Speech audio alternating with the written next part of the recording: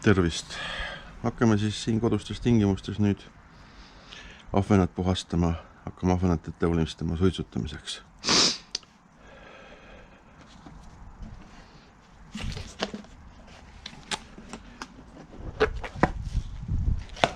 Mis meil selleks vaja on? Selleks on vaja soola, selleks on vaja kasti, kuhu puhastuvad ahven panna, selleks on loomulikult vaja ahvenat, siin ta on, ja kindlasti head teravat nuga. Need meil, see terav nuga meil kõik olemas ja mida siis ahvenaga tegelikult ette võtta. Kõige lihtsam on see, kui lõikad siit alt lõhki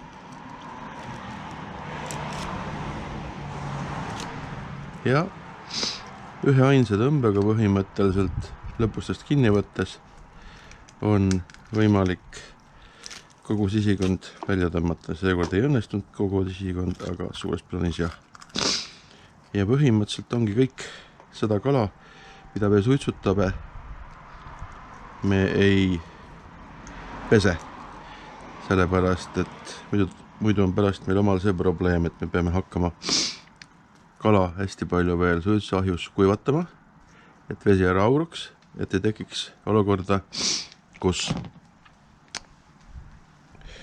me tegelikult hautame kala. Vajadusel, kui tahad kala seest puhastada, võtad salvrätiku, köögipaberi ja puhastad siit kenasti ära. Võib ka väljast ära puhastada ja nii. Nüüd on kala sellisel kujul, et sa võiksid teda soolata. Ja mis me siia paneme? Paneme siia umbes 2 näputäit meresoola. Ütleme reegela see, et soolata võib, aga kui üle soolad, siis ei ole nagu midagi teha, siis on üle soolatud. Proovime järgmise kalaga uuesti sama. Siit alt lõige sisse, ülesse välja. Oluline, et nuga oleks terav, mugav ja oluline, et nuga oleks pussnuga, mitte mingi liigendiga nuga. See võib tekitada endale vigastusi. Võtame siit lõpuste tagant kinni, tirime lõpused välja koos kõikide soolikatega. See versioon juba töötas paremini ja ongi kala peaaegu et puhas. Ainult põhimõtteliselt 2-3 liigutusega on kõik korras. Võtame paberi, puhastame ilusti seest ära. Puhastame väljast ära. Kõik tundub oleva väga-väga hea. Ja jälle 2-3 näputäit soola. Ja seda ainult kala sisse, mitte kuskile pojale. Võib-olla tark on nagu enamus sooli siia taha saba osapoole suunata, sest sabasse peab ka sool sisse imbuma.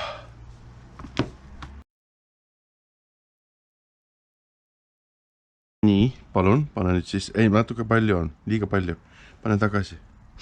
Toka? Jah. Jah, raputa. Oot, väga hea, aitäh. Jah. Okei, jaa.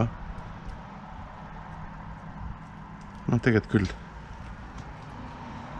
Nii, paneme selle järgmise, paneme siia. Joo.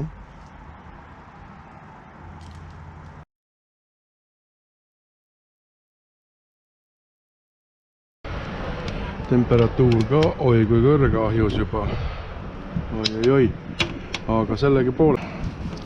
Ahjud jääb temperatuuri alla saada, selleks tuleb see luuk avada, et rohkem külma õhku läheks peale. Nii.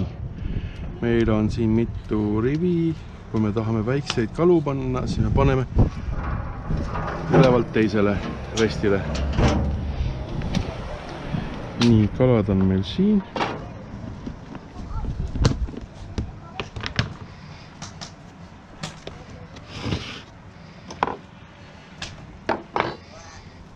Nii, ja kõik kalad, mis me teeme, me paneme tegelikult ühte pidi, et kõht oleks ühel pool. Mis see annab, on see, et kui me hakkame neid hiljem kas mahlast või rasvast välja valama, siis me valamegi kõik ühes suunas. Nii.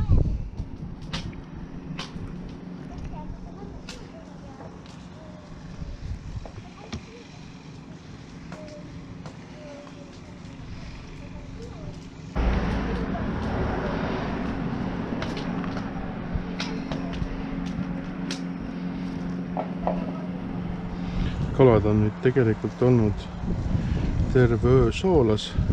Oleks nagu aega eile õhtul rohkem olnud, oleks saanud nüüd ka eile suitsutama, suitsuahju panna. Aga kukkus välja nii, et ennem tuli öö kätte. Nii, siin on erineva suurusega, ma arvan, et siin me saame isegi mitu rohkem kui 2 rivi panna. Näete.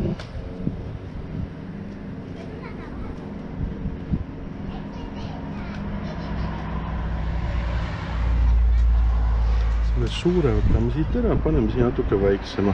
Siis me üritame neid ühe suuruseid hoida on selles, et siis me saame samal ajal kala valmis. Ehk me võtame kala ahjust ära, siis kui nad on enam-vähem kõik valmis saanud. Aga kui meil on mõni kala nagu suurem kui teine, siis võib juhtuda nii, et ta ei ole päris valmis veel. Nii, paneme selle resti ahju.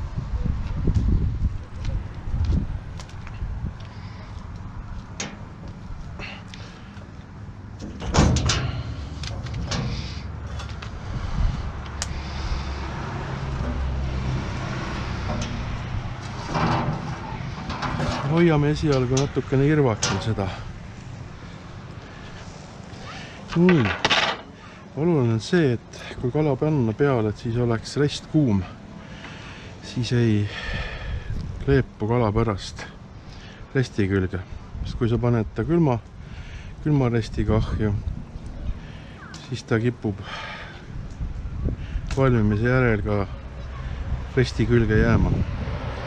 Ja siis samamoodi proovime panna enam-vähem sama suuruseid kalu, et tagada nende samaaegne valmimine. Kui kala mõõt läheb juba suuremaks, siis paneme suuremaid kalu. Siin võib panna ka niimoodi, et on pead ühe koorma olemas olukorras. Kui me paneme sabad kokku sedapidi, siis me lihtsalt teinekord võidame ruumi. Siin ei ole praegu nagu ruumi võitmises üldse küsimust. Siin on pigem see, et panna enam-vähem samad suured kalad samale restile. Ja kõige lõpuks jäävad siis nagu kõige suuremad kalad. Nii.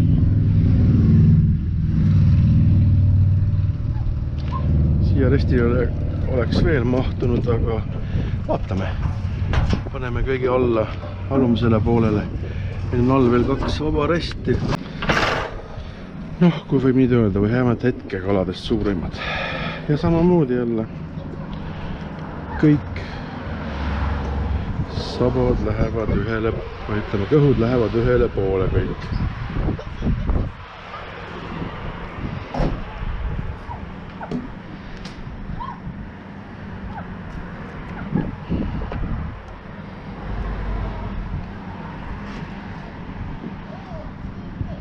Selle kala saakski panna siia sellele restile.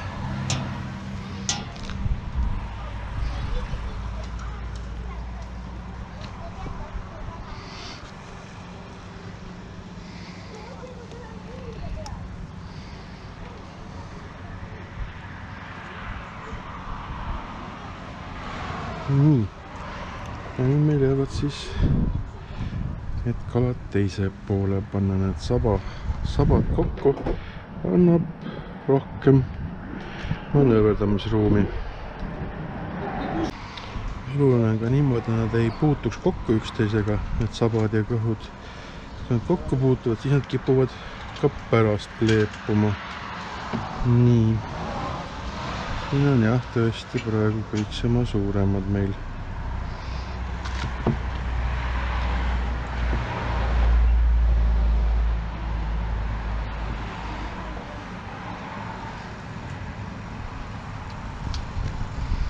Nüüd paneme samamoodi ahju tahenema. Väga hea tulemus. Ja ühe, mis on natukene väiksem, viime siia ära. Paneme samuti siia poole. Nii, väga hea.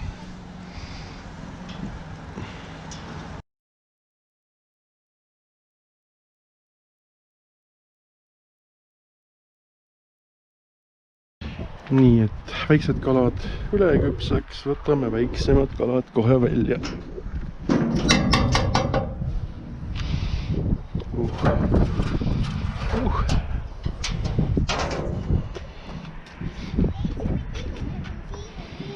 Nii, me peaksime neid väikseid kalu laskma siin natuke jahtuda, et nad tuleksid ilusti lahti. Näed, sa näed, siis siin tilgub mahla. Tegelikult me valame selle siit niimoodi välja, et kallutame kalu. Nii, näed, üks on juba siin valmis.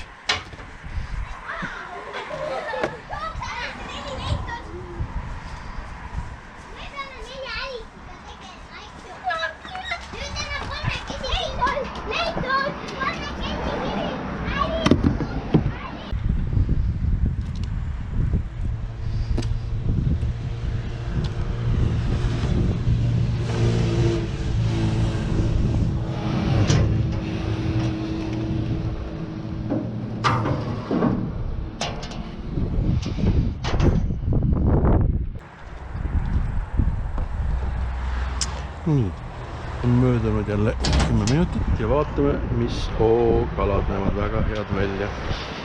Nii.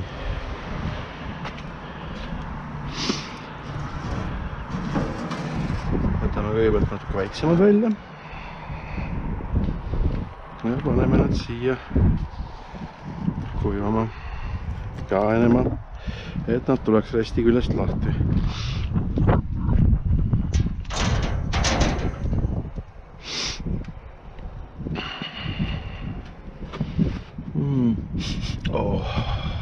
Nii, võib siit välja ka valada nii-öelda selle mahla, mis tegelikult niikuinii jookseks kaladest välja.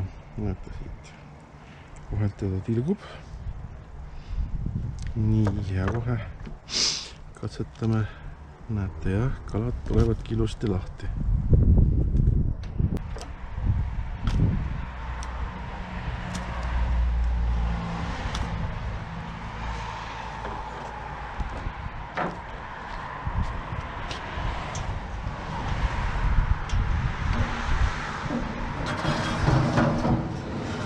Vist on aeg ka suuremad kalad välja võtta. Väga hea. Need näevad väga head välja.